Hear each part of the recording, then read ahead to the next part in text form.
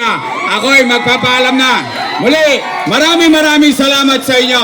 Pagpalain nawa kayo ng poong may kapal. Manilo! God first at ating salubungin ng mainit na palakpak at sigawan!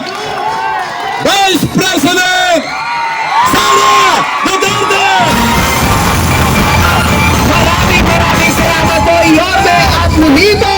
Salubungin po natin ang isang malakas na palakpakan, ang ating minamahal na ikalawang Pangulo ng Republika ng Pilipinas, Vice President Sara C. Duterte!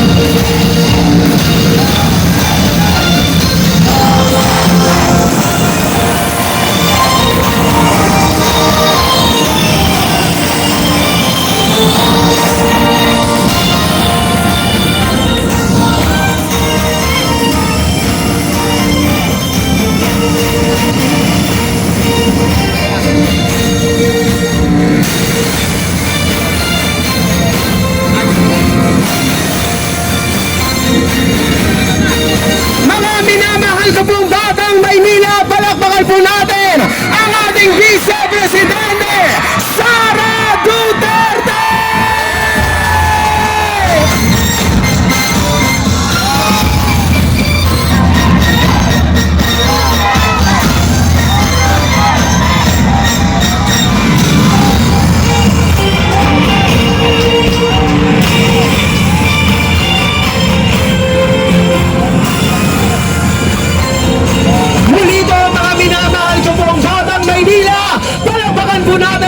Vice Presidente, Vice President Sara Duterte!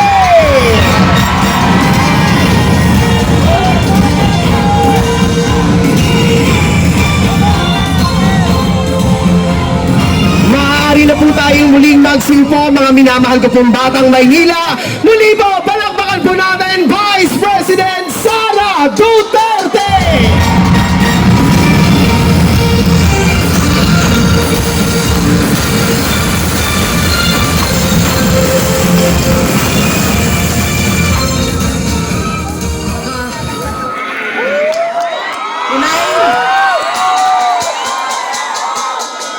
Assalamualaikum warahmatullahi wabarakatuh. Madayaw, mayong gabi kaninyong tanan. Magandang gabi sa inyong lahat. Kinsay kasabot dinhi. Sige.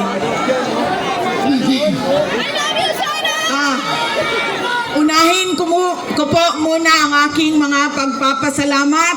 Una po, ang pagpapasalamat natin sa ating pinakamamahal na mayor ng siyudad ng Maynila, Isko Moreno Dumagoso.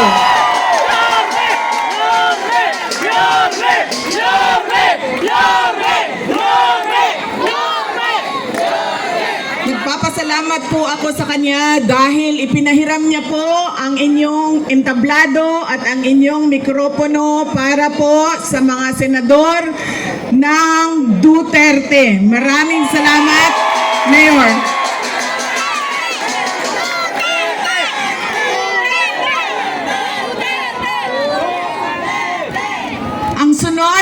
na pagpapasalamat ko ay sa inyong lahat, mga kababayan namin dito sa Maynila.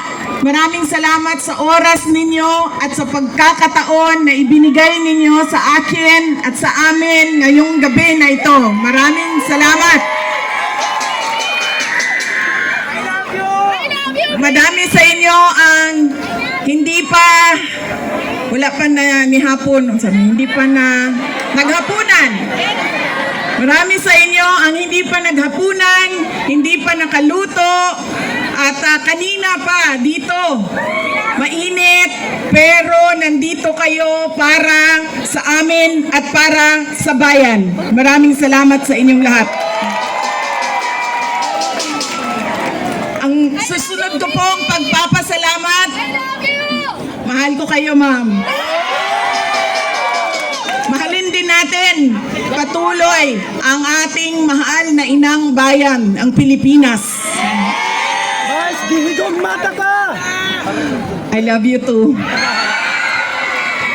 Sisterly love na ito, sis. Mahal ko kayo. Kaya ako nandito ngayon. Ang susunod po na pagpapasalamat ay mula po sa pamilya namin. Ipapasalamat po kami sa pagmamahal at suporta na ipinapakita nyo kay dating Pangulong Rodrigo Duterte. Maraming salamat po.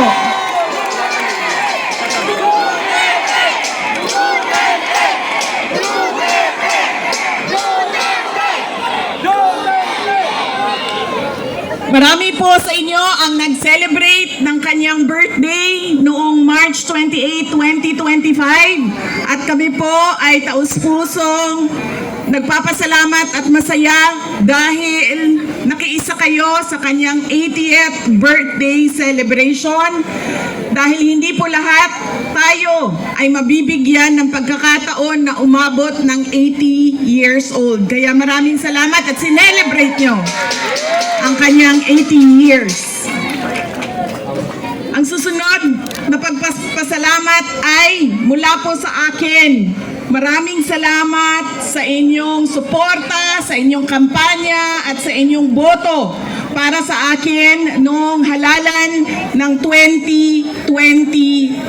Maraming salamat sa suporta ninyo. At syempre, ang aking pagpapasalamat pa rin sa patuloy ninyo na pagtitiwala sa akin at sa aking mga kasamahan at sa aming opisina, ang tanggapan ng pangalawang Pangulo ng Pilipinas. Maraming salamat.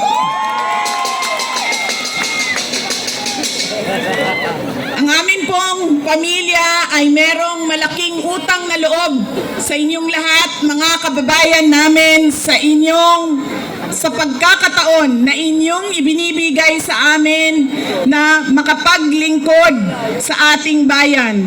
Dako kaayo ang amo ang utang nga kabubuton kaninyong tanan, mga kaigsuunan namo. Sa higayon nga gihatag ninyo kanamo nga makaserbisyo sa ato ang nasod. Daghan kayong salamat.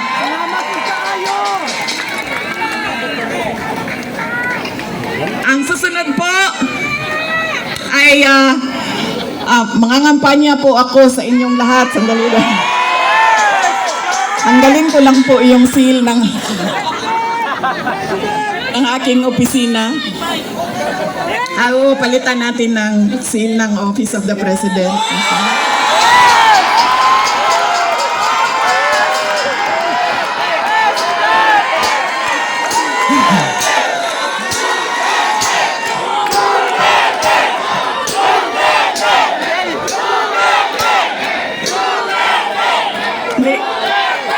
Tinanggal ko lang kasi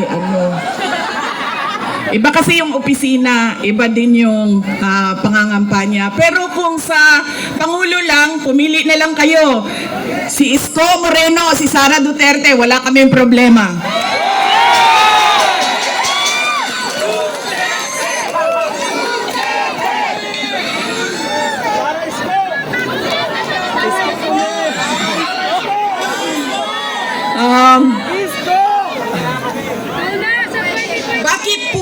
lagi pabalik-balik o paulit-ulit ang problema ng ating bayan. Dahil po, paulit-ulit din yung ugali natin sa pagpili ng ating mga leader. Kung sino yung binoboto natin. Ngayong darating na halalan, marami ang nagtatanong, ano bang pwede naming gawin? Wala namang kaming pera, wala kaming makinarya, ordinaryong tao lang kami na nakatira sa gilid ng daan kung saang subdivision. Pero gusto namin na merong makitang pagbabago sa nangyayari at para sa ating bayan. Una po, ang ugali natin sa pagpili ng ating mga kandidato ay kung sino yung naaalala natin. Sino yung magaling kumanta, sino yung magaling sumayaw, sino yung magaling magpatawa. Yaan nang lagi nating naaalala kapag tayo ay boboto na. Hindi na natin tinatanong, ano ba ang pangako niya noon na siya ay tumatakbo? Tinupad ba niya ang pangako niya?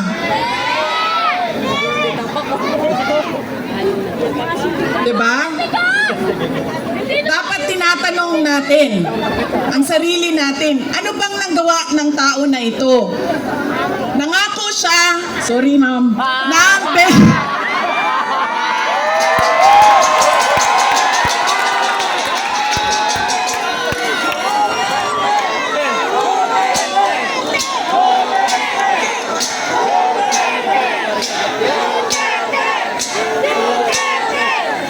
alam nyo, paano ko ba sabihin ito? Hindi, ganito. Tulad na lang na magkaibang tao kami ni Pangulong Rodrigo Duterte. Si Pangulong Rodrigo Duterte ay hindi si Inday Sara Duterte. Si Bongbong Marcos ay hindi si Amy Marcos.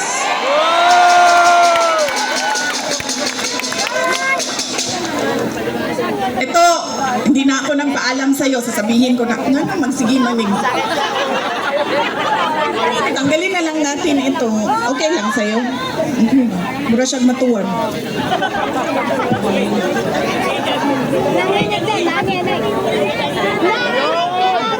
Ganyan na lang. Para din makita ninyo na pumayat na ako. Salamat, Martin Romualdez! Pumayat si Inday Sara!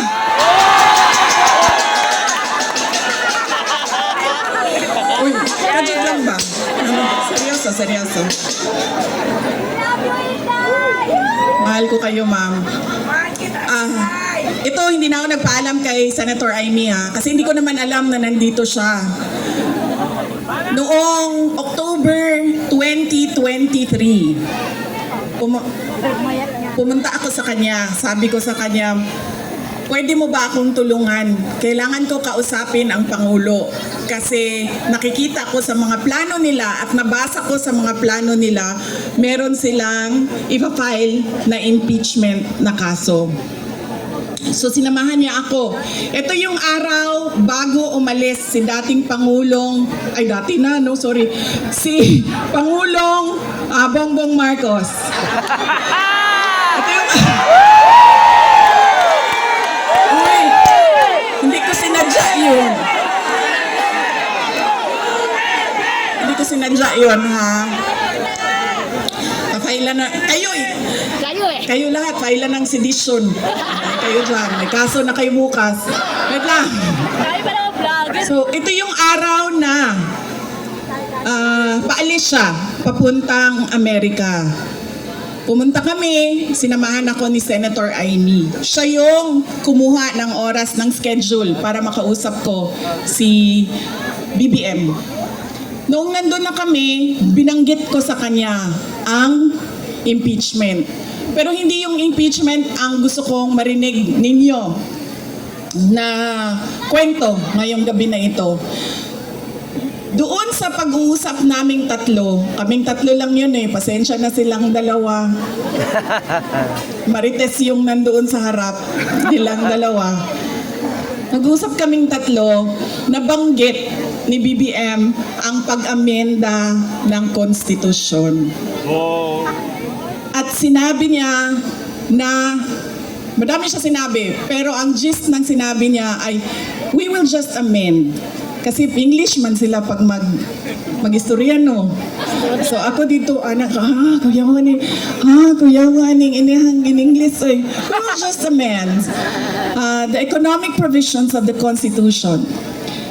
Nakirinig ko at nakita ko talaga na sumagot si Senator Amy. Sabi niya, that is a dangerous thing. Sabi niya, if you open the Constitution to amendments, you do not just open it to economic provisions. You open it for all amendments of the Constitution. At nagsagutan na silang dalawa sa harap ko dahil sa ating Constitution. Kaya yan ang pruweba ko at proof ko sa inyo na magkaiba na tao. Ibang tao si BBM, ibang tao si Amy Marcos. Okay na ma'am, pwede ka na umalis. Wait lang, sandali. Iboto niyo ba si Amy Marcos? Okay na ma'am, pwede ka na lumipat sa QC. Good na dito. Kalimutan ko na yung sasabihin ko ba. Tatlong paalala. Hindi natin tinitingnan kung ano ba yung mga pangako niya noon. Tumakbo siya noon, may pangako siya. Binigay ba niya? 20 kilos bigas! Diba? 20 pesos ang kilo ng bigas. Tapos ngayon, okay na daw. After 3 years, 3 taon ng campaign promise o pangako sa eleksyon, ibibigay ngayon. Pero, ibibigay lang sa Visayas. Para bang hindi kayo nagugutom dito sa syudad ng Maynila. At parang hindi nagkukulang ang pera ninyo pambili ng pagkain. Kaya dapat tinitingnan natin. Sumayaw, oo. Kumanta, oo. Bakit hindi? Pero tinitingnan natin. Ano ba ang pangako? Binigay ba o hindi? Bakit hindi binigay ang pangako? Dahil nagsinungaling? O dahil hindi talaga maibigay? Diba? Yan yung unang. Lagi na lang tayo, bangag. Sorry, ma'am. Dambubudol. I'm sorry, ma'am. Kasi naman sabi ko, okay na.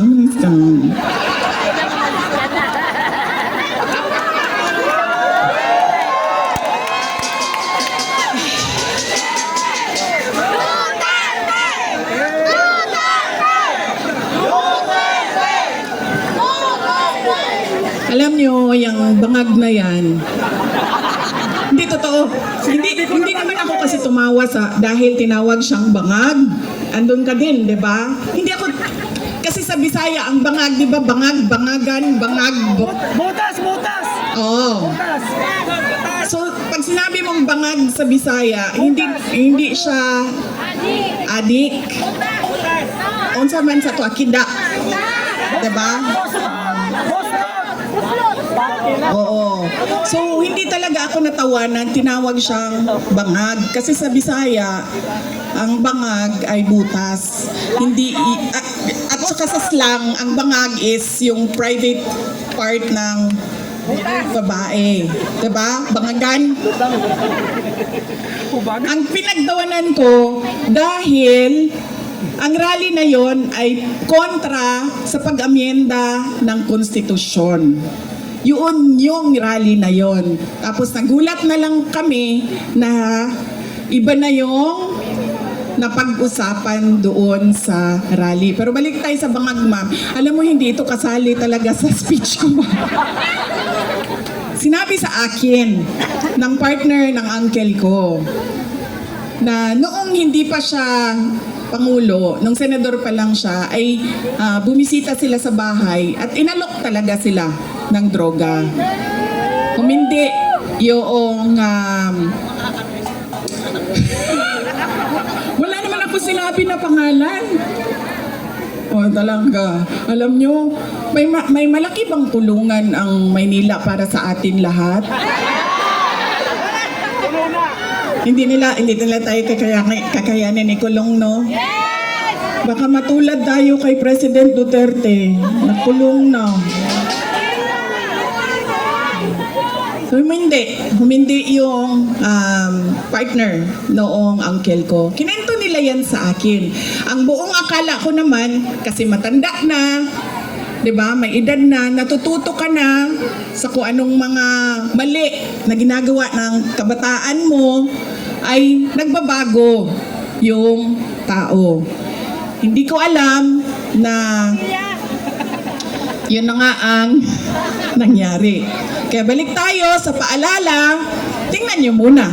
Pagkatapos niyang kumanta, tanungin ninyo ang sarili ninyo. Noon, nakinig ako sa'yo. Ano ang pangako mo? Binigay mo ba? Kaya dapat pinag-iisipan natin kung iboboto natin o hindi yung tao. Pangalawa, ito walang makakakontra sa akin nito kahit saan man sa mundo. Hindi dahil galing yan sa malaking pamilya ng mga politiko ay automatic ang boto ninyo. Hindi dahil anak yan ng Duterte ay automatic ang boto ninyo. Dapat tinatanong nyo ang sarili ninyo, ano ba ang abilidad at kapasidad ng tao na ito na maglingkod para sa bayan. Isa sa mga problema natin ay ang political dynasty. Pero hindi ipinagbabawal ang kung sino man ang may gusto tumakbo. Kaya nasa atin, nasa mga butante ang pagkilatis. Duterte yan. Anong abilidad niyan? Anong kapasidad niyan? At sino yan siya? Pangatlo, at huling problema natin, paulit-ulit, behavior, ugali natin sa eleksyon, sa halalan, ay yung palitan ng boto at pera. Dahil ilang beses na kayo tumanggap, magkano ang bilihan ng boto dito? Baba, 1,000! 1,000? 1,000. Grabe, 1,000 lang? Baba! Galing ako. Bigas ang ano dito, palitan. Oh, ilang kilo? 5 kilo. So, magkano yon? 250? Mga 1,300 total na yon ang bili. Alam mo, lugi kayo. Taasan niyo yung presyo ninyo. Kasi galing ako doon sa Bacolod kahapon. Tinatanong ko, magkano bili ng boto dito? Noong 2019 daw, 2,000. 2022, 3,000. See? Sabi ko, taasan ninyo ang presyo ninyo eh. Tapos nung itong eleksyon na ito, 2,000 to 3,000. Sabi ko, hindi niyo pa alam kung magkano kasi wala pa namang bilihan. Pero sabi nila, mga 2,000 to 3,000 daw yung bilihan ng boto doon. Kaya kulang ang hingi ninyo.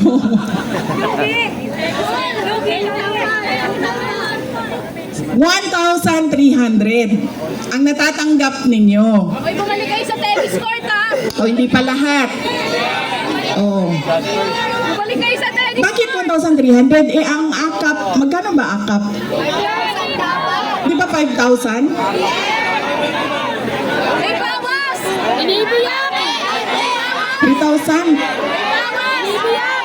Biyak ng biyak! May kaltas pa yun. Diba? One for you, one for me, one for you, one for me.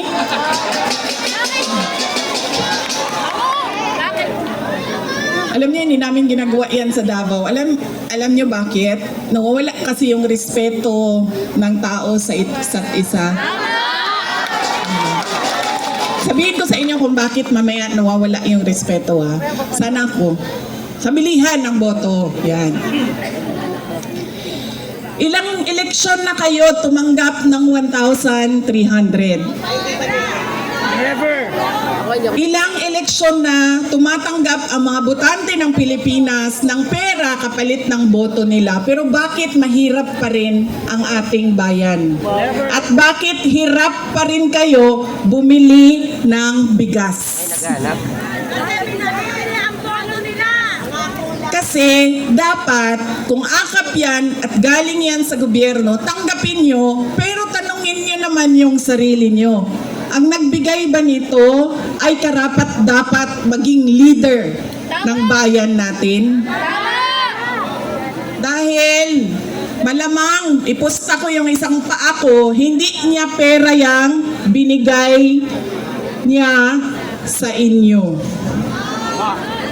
Pera yan ng bayan. So, tanggapin dahil tulong yan ng bayan. Huwag matakot kung iba ang iboto. Dahil unang-una, nakatago naman yung boto natin. At pangalawa, kung sino man yung manalo na mayor ninyo, na vice mayor ninyo, na konsihal ninyo, na congressman ninyo, ay may obligasyon na tumulong sa taong bayan. Kaya kung sino man yung nakaupo, magbibigay pa rin yan ng tulong sa inyo. Kaya, sumab. Yan ang kailangan ninyong isaisip. Hindi dahil sikat ang apelido, automatic ang boto. Hindi dahil may kapalit ang aking boto, ay ibibigay ko na. At, ano yung isa? Check ko lang mo, nakikinig kayo? Ano yung isa? Oh, see? Hindi na nakikinig. Ha? Respeto. Nakakawala talaga ng respeto yun, ma'am, pag ano, pag may palitan ng pera. Yung isa ay ano, wala naman nakinig sa inyo. Huwag ibenta ang boto. Huwag dahil sikat iboto. Ha? Dynasty! Political dynasty! O yun nga, dahil sikat iboto. Ano isa? Political dynasty! Oy, grabe. Ang dami-dami ninyo. Dalawa lang maalala ninyo. Anong wala pa?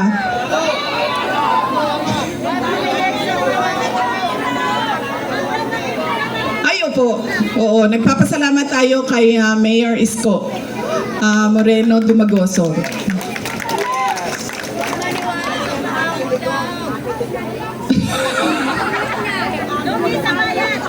Ano? Oh. Daniel, ano? Oh. Ano yung isa? Check ko lang, nakikinig ka.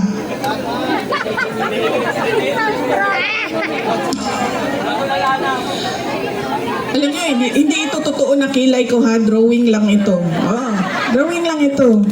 Kanina, sinasabihan ko yung gumagawa ng mukha ko. Sabi ko, alam mo, para akong naglalakad na kilay. Tapos sabi niya, hindi, kailangan mo yan. Kasi pupunta ka ng rally. Doon sa malayo, hindi ka makikita kung wala kang kilay. Sabi ko, ganun ba yun? Sabi niya, oo, kailangan may mata ka, may kilay ka kasi hindi ka makikita. So yung mga walang makeup at walang kilay dyan, hindi po kayo nakikita. Hindi namin kayo nakikita. Hindi joke yan, ha? Totoo yan, nangyari yan doon kanina kasi ayaw ko yung kilay. Drawing lang kasi, di ba? Ano, wala? Nakasilo sa pangako. Marami ang nangangamusta kay President Duterte. Kung saan man ako pumupunta, nangungumusta sila lahat. Tapos nagpapasabi pa sila, kanina meron iilan dyan sa likod na pakisabi kamusta kay Tatay Digong.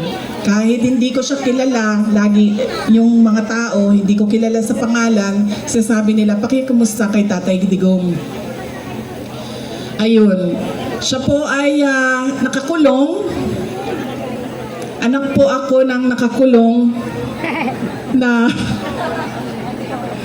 at okay naman siya. Madami din ang nagtatanong, kamusta na si Tatay Digong?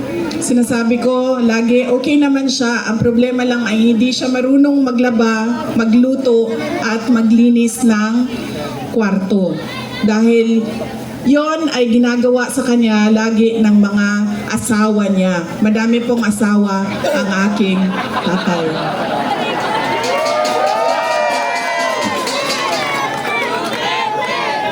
Nakita niyo yun si Kitty? Kitty, yung maganda ko na kapatid. Iba po yung nanay niya. Tapos yan ang TV. Kasalukuyan po, dalawa yung girlfriend na nandoon nag-aantay na makalabas si Pangulong Rodrigo Duterte. Sino yung isa? Totoo yan.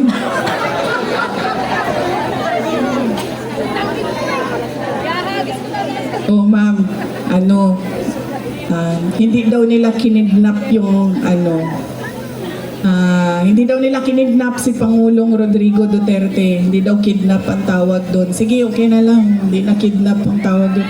Ang tawag doon, ninakaw nyo sa amin. Ninakaw nyo sa amin si Pangulong Rodrigo Duterte.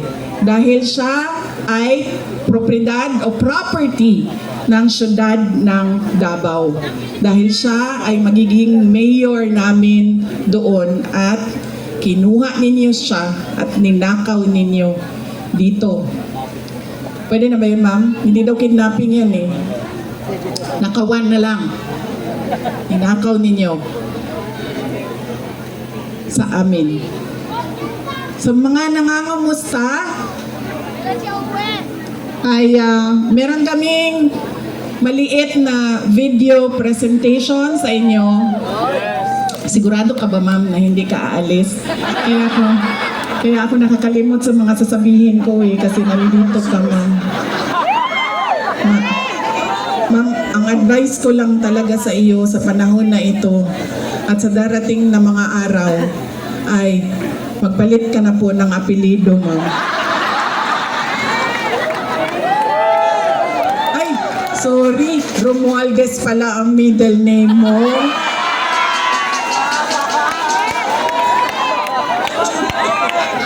Ito. Sabi ko nga, matino na tao si Senator Amy Marcos. Ready na? Ang AVP? Okay. Thank you. Death rate of poverty in the Philippines is at its highest in 21 years. Teacher says she often complains about being hungry. Pagbabarili ng isang babae dahil umano sa onsehan sa droga. Bugbugin ng dalawang member nyo, at bakit yung mga tao gumagamit ng drugs, ay member din sila addict. Gala, mga batang nagraragi, nagkalat sa gitna ng daan. Mga taong pinagbabaril habang hindi ng pagkain sa karinderya. Wala sa social media ang video ito ng pamamaliti sa mga Go to school, they spend their days scavenging to earn money. Permanenteng trabaho ang suspect at gumagamit sa umano ng droga. Good luck sa atin lahat.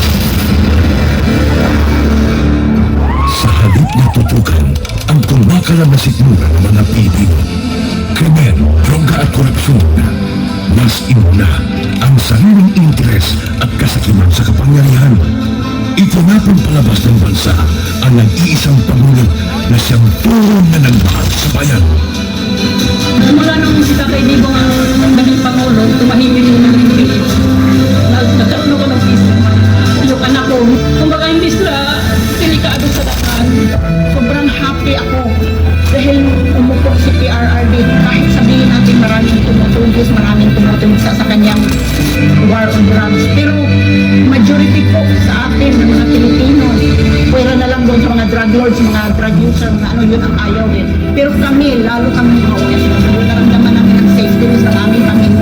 They're trying to be powerful, they're trying to be just a nobody. I used to describe the brightest star there was mine, shining brightly. And in a few days, I will be just a Rodrigo Duterte from Danao, Cebu. Daghan salamat. Lubos na minahal ni PRRD ang PNP at AFP. Pag ako ang nanalo, kaagad doblado ang sweldo ng pulis pati militar. Pero si Lalo din pala ang gagamitin laban sa kanilang dating Commander-in-Chief. Hihilain din. Hihilain din. Huwag ako maniwala ka, hihilain din. Ano ba ang damage ng government interest? Kung hintayin ko lang yung dalawang anak. Anong darating, sir? Huwag na tayo mag-debate rito. This is not the place for debate. Guys! Hindi ko kanina. Believe me, sir. Hindi nyo ba gusto na kasunod na order?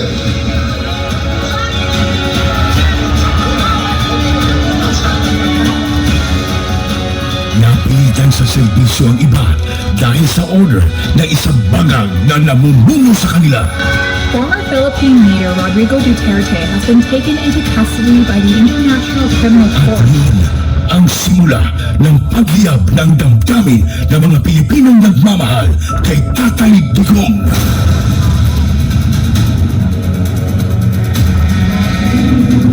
Lumiyab ang sambayanang Pilipino. Bring PRRD home.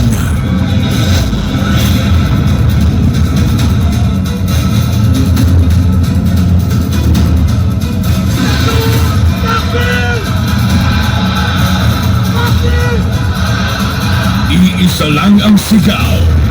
Duterte saan man sa mundo.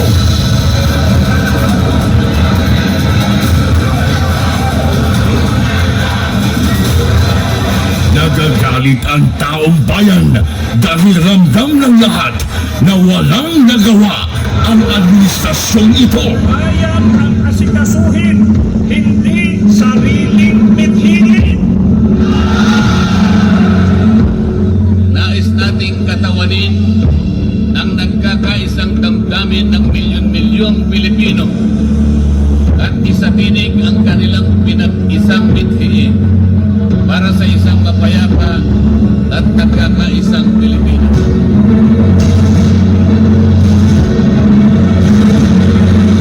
Hindi pa tapos ang pagliyab ng mga puso natin dahil nagpapatuloy pa din ang kasamaan habang nalulugmok na ang inang bayan. Ikawat ni Marcos ang atong gold reserves. Sa pagpapatuloy ng oral arguments sa 89.9 billion peso transfer ng pondo ng Philippine Health Insurance Corporation sa National Treasury, muling binisisi ng mga maestrado ang paggamit ng ahensya sa perang mula sa mga kontribusyon ng mga miyembro nito. Aminado ang DOLE at DSWD na walang listahan para sa mga benepisyaryo ng ayuda sa kapos ang kita program o AKAP. Sa tingin tuloy na nila nagagamit na sa politika ang AKAP. Hindi lang pala 7-7, meron pang 30-30-30. Yung 30-30 naman, kung ikaw ang host ng sortie, you get 30 million, 90 million lahat siya. 30 million AIX or AKAP, 30 million na MAIT, and 30 million na tutad.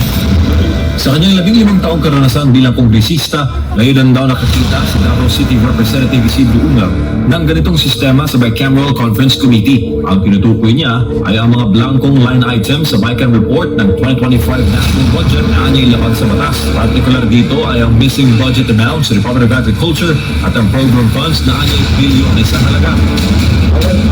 Good luck sa atin lang. Na-promote pa na ang mga instrumento ng pangihidap kay PRRD. Police Brigadier General Jean Fajardo and family, with Chief of the Committee of the Storm to join the President for a local opportunity. Walang titigil para sa maybe when I say my farewell, if I get to live on the last day of my term, I'd like to say something, and maybe I'll cry. Gusto kong umiyak dahil hindi ko maanong taong binigay nila ng pagmamahal sa akin. Totoo lang. Can save the Philippines. Act now. Vote Duterte.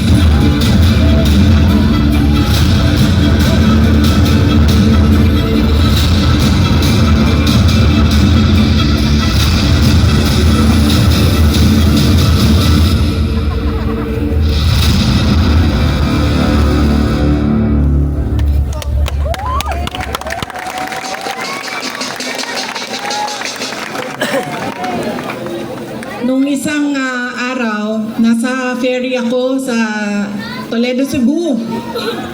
Patawid kami papuntang San Carlos City sa Negros Occidental. Tumawag sa akin si Pangulong Duterte. Sabi niya sa akin, idiretso ko na daw na sabihin sa inyong lahat na siya ay nakikiusap na iboto ang 10 kandidato ng Duterte. Diretso.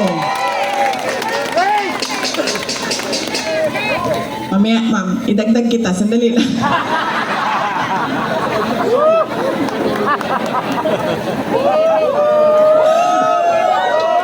Grabe, ang awkward talaga. Grabe. Awkward siya talaga. Hindi ikaw ang pinapahirapan ko, ha. Ikaw ang nagpapahirap sa akin ngayong gabi na ito. Nahihirapan ako kasi alam mo, magkaibigan tayo. Alam ko kung gaano katino at gaano katalino mo. Kaya Buntong hininga. yes, ma'am. Ay, okay lang, ma'am. Thank you. Thank you. Ma'am. Na ano kasi ako, ma'am, na parang malunod gani. So talaga na. Nahilo. Nalulunod ako sa hangin, ma'am. Pag may hangin. O, nahilo. Tumawag siya sa akin at sabi niya, idiretsuhin ko na daw kayo. Iboto diretso ang 10 senators ng Duterte. Si Senator Bato de la Rosa, Senator Bongo, Senator Jimmy Bondoc, Senator Vic Rodriguez, Senator J.V. Hinlo, Senator Raul Lambino, Senator Philip Salvador, Senator Rodante Marcoleta, Senator Pastor Kibuloy, at Senator Richard Mata. 10 yun, no? Yes, okay. Bakit kailangan natin diretso 10 ang iboto? At hindi lumihis doon sa sample ballot ng 10 na senador ng Duterte. Dahil kailangan marami o mataas ang boto para hindi mahabol ng dayaan. Kailangan malayo at malaki ang boto ng isang senador para hindi siya mahabol nung dagdag bawas sa dulo ng ranking. Kaya kailangan diretso 10 Duterte. At ang susunod na rason ay noong ako ay tumakbo noong 2022, ang plataforma namin ay pagkakaisa at pagtutuloy ng nasimulan ni Pangulong Duterte. Pagtutuloy ng pagbabago. Unity at continuity. Hindi nangyari ang unity at continuity. Ang nangyari ay puro na lang benggahan sa politika at wala nang nangyari sa bayan. Puro na lang bigay ng pera na hindi naman nakikita kung totoo ba talaga na yung buong budget ay ibinigay sa mga kababayan natin. Dahil minsan sinasabi ninyo 3,000, minsan 1,000. So hindi natin alam dahil walang listahan ang pagbigay ng pera. Bakit kailangan diretso ang boto sa 10 senador? Mahirap habulin ang dayaan, kaya kailangan boto ninyo diretso. At kailangan ng continuity at unity dahil silang 10 ay naiintindihan nila kung ano ang pagtutuloy sa nasimulan ni Pangulong Rodrigo Duterte. Tayo ay may karapatan na bumoto ng 12 senador. 10 lang ang senador ng Duterte. Kaya nandito si Senator Amy Marcos na humihingi ng tulong ninyo para siya ay maibalik sa Senado at maituloy niya ang pag-imbestiga ng pagnanakaw kay dating Pangulong Rodrigo Duterte. At pangako niya ay tutulong din siya sa pag-ransom o pagkuha balik at ibalik dito sa ating bayan si Pangulong Rodrigo Duterte. Huwag ka mag-alala, ako naman nangako niyan, hindi ikaw. So kung hindi siya mabalik, hindi mo kasalanan.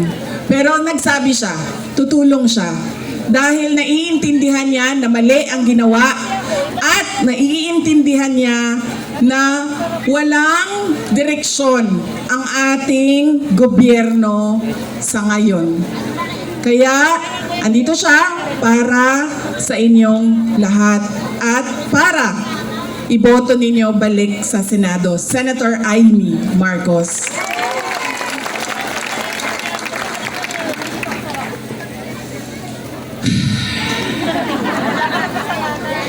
So, ang nakalimutan ninyo kanina ay yung pangako. Sabi ko, di ba? Check ninyo ang pangako kung natupad ba bago ninyo iboto ulit.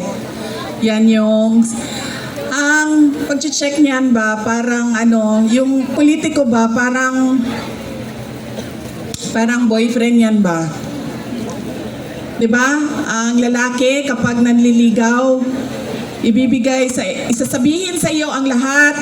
Bibigay sa iyo ang lahat. Sasabihan ka, ano sasabihin, ma'am? Hindi kita iiwan, ano pa? Mahal na mahal kita, ano pa? Hindi kita pababayaan. Ikaw lang mag-isa. Ha? Hindi kita papaiyakin. Pero anong ginawa nila sa inyo? Pinaiyak. Iniwan. Sinaktan. Ganyan. Ganyan ang isipin ninyo, pagpili ninyo ng mga kandidato ngayon. Ang pangako, 20 pesos ang kilo ng bigas. Na hanggang ngayon ay hindi pa naibibigay. 1/4 lang, 20. Kaya, anong pwede ninyong gawin? Huwag ninyo, ma'am, alam mo, tayong dalawa talaga makukulong dyan sa tanggalin mo. Huwag ninyo iboto ang mga kandidato niya. Dahil ang mga kandidato niya ay nagsasabi sa kanya na okay lang na magsinungaling ka. Okay lang na hindi mo tuparin ang pangako mo sa mga tao. Huwag ninyo iboto ang mga kandidato ni Nino. Na nangako ng na hindi. So, sino ang mga, alam nyo, nagtataka ako sa inyo, ha? Yung congressman ninyo dito,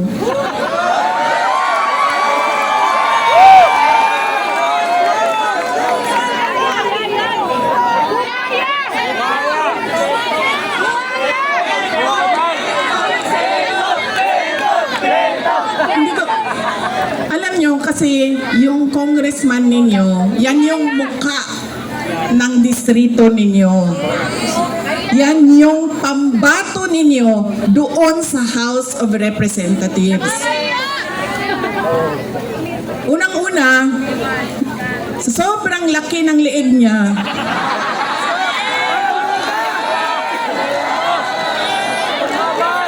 naiipit na yung boses niya. Mr. Speaker!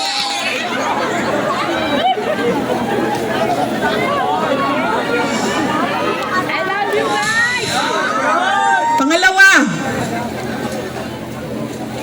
sabi ko dapat magaling, di ba? Yung congressman na pinili ninyo, simba ko ng mga taga second district sa Kuan. Uy! Tara, puntahan natin tennis court! Inakusahan niya ako ng lahat. Inakusahan niya ako ng lahat na, pero wala man lang siyang isang ebidensya na sinabi na ito ang nagpapatotoo na buwisit talaga yung babaeng Inday Sara na yan. Wala.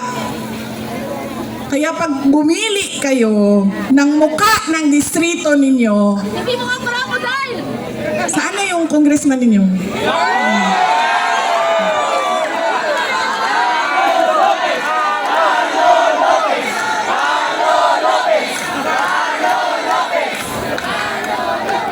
Ganitong klaseng pagmumuka ang ilagay ninyo sa Kongreso.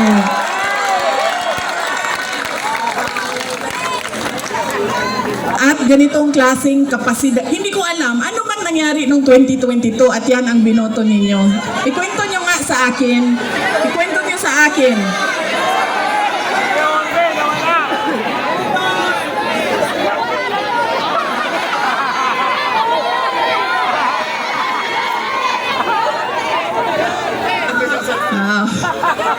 Si Yorme may kasalanan! Yan na ang sinasabi. Nasa uli ang pagsisisi! Kasi talaga, totoo. Nung nakita ko siya na nagsasalita ng syudad ng Maynila, di ba ang sobrang laki ng pride natin bilang Pilipino sa syudad ng Maynila. Tapos, yan ang sinasabi ko. In-endorse ng mayor ninyo, in-endorse ng sikat, binoto ninyo, hindi nyo man inisip.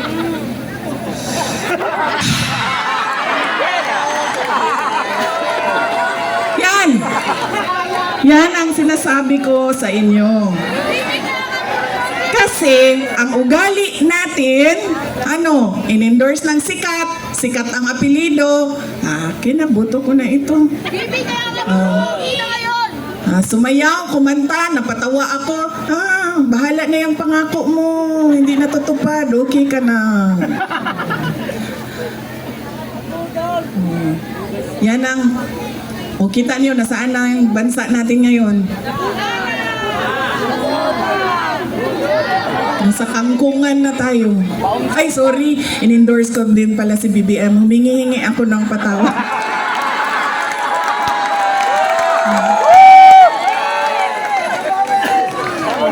Humingi ako ng patawad sa inyong lahat.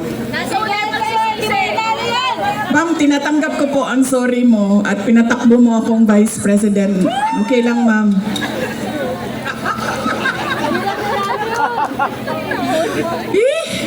Ang sabi, manguli na ta, uy. Di pa mo manguli? Ang sabi, kaya nga tinanggal ko yung seal ko dito kanina kasi alam ko na kung anong mangyayari sa kampanya na ito. Alam ko na